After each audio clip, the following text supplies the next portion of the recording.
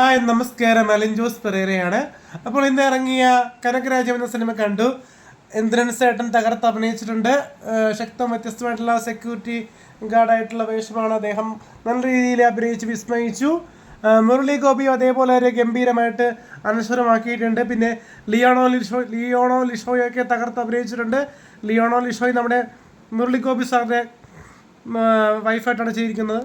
അപ്പോൾ അജിത് വിനായക ഫിലിംസ് ആണ് ചിത്രം തിയേറ്ററിലേക്ക് എത്തിച്ചത്. കാരണം മദനോത്സവം, പിന്നെ നമ്മുടെ ബാന്ദ്ര എന്ന സിനിമകളൊക്കെ നിർമ്മിച്ച അജിത് വിനായക ഫിലിംസ് ആണ് ഈ നമ്മുടെ കനകരാജൻ സിനിമ തിയേറ്ററിലേക്ക് എത്തിച്ചത്.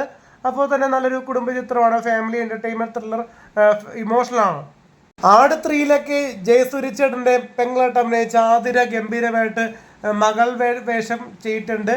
പിന്നെ സാഗർ ഏട്ടൻ്റെ ഡയറക്ഷനും ഗംഭീരമാണ്.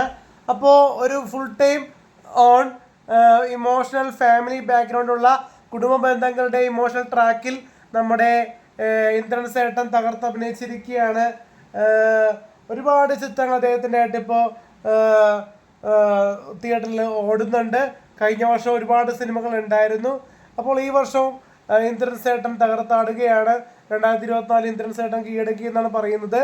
അപ്പോൾ ഇന്ദ്രൻസ് ഏട്ടൻ്റെ സിനിമ ജീവിതത്തിലെ ഒരു നായകക്കെല്ലാം ആകാൻ പോകുന്ന സിനിമ തന്നെയായിരിക്കും കനകരാജ്യം. എല്ലാവരും